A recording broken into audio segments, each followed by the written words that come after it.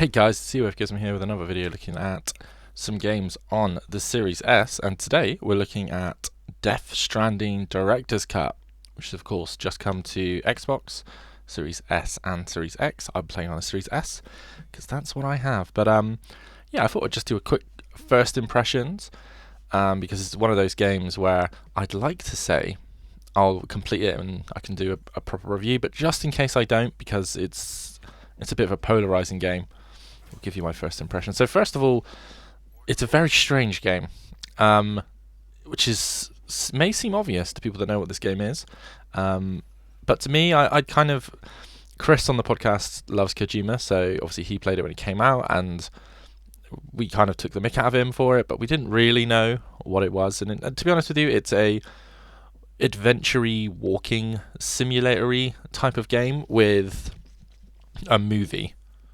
interspersed with it, and that's kind of the best way I can describe it, because as you can see from the footage right now, like, this is really the game.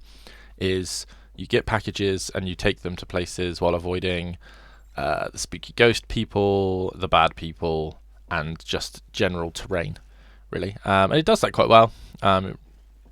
It's a simple concept, but that concept is utilised fairly well. Usually has some sort of lovely, beautiful licensed music playing in the background as well, so it's pretty chill.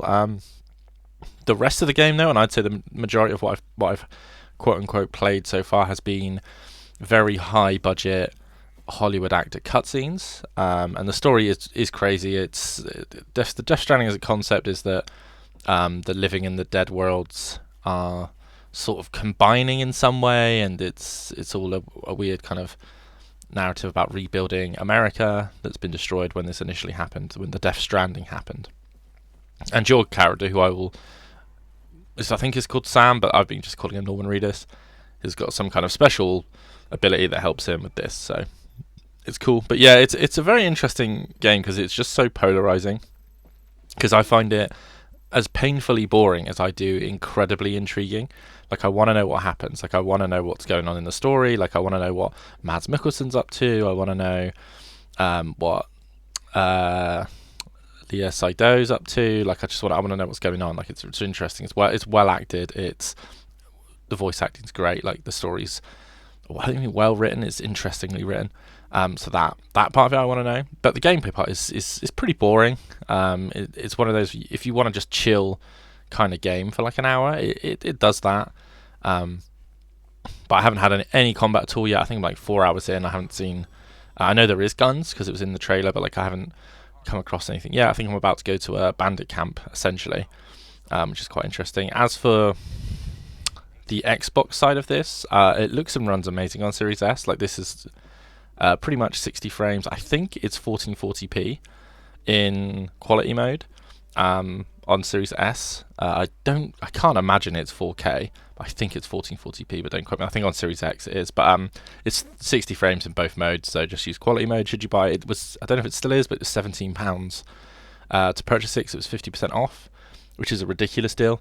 Which is kind of why I did it, because it's one of those I've always wanted to play, and I'd rather support getting more games like this on Xbox, just because Xbox is my main platform, right? So why not try it? And so far I'm enjoying it. I'd like to say that I'm going to try and finish it, but obviously I'm playing Dragon Age currently on my PS5, and it's one of those, because like I said, because the core gameplay is so unengaging, I think is probably the politest way to put it, that it's whether I can be bothered, whether the want to play the story will pull me away from other Game Pass games. Obviously, we've got Flight Sim that's out today as of recording this. We've got Indiana Jones. We've got games like that I want to play.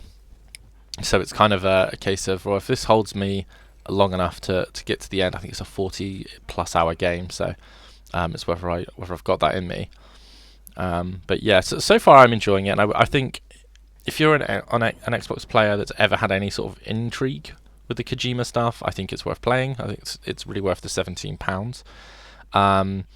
If you're looking, because I think it's one of those things, like, we always, as Xbox players, either we complain or it's complained on our behalf. There isn't enough quote unquote PlayStation style games that are third person story driven games, and this is a PlayStation story driven game. Like, it's the Sony Interactive entertainment pops up when you load the game up. Obviously, it was an exclusive for 5 years, so it's one of those where like I think this is the type of game we don't have in great abundance on Xbox. So it makes sense to me to at least give it a try and try and support that type of game. And I think it hopefully will do well enough, and there won't be some sort of contract shenanigans that we will get the sequel. The sequel looks even better than this. So yeah, that's my first thoughts. I mean, like I said, hopefully by the new year or in the new year there'll be a Death Stranding review on Series S video. And if you want that, definitely like and subscribe to the channel that I put this on, and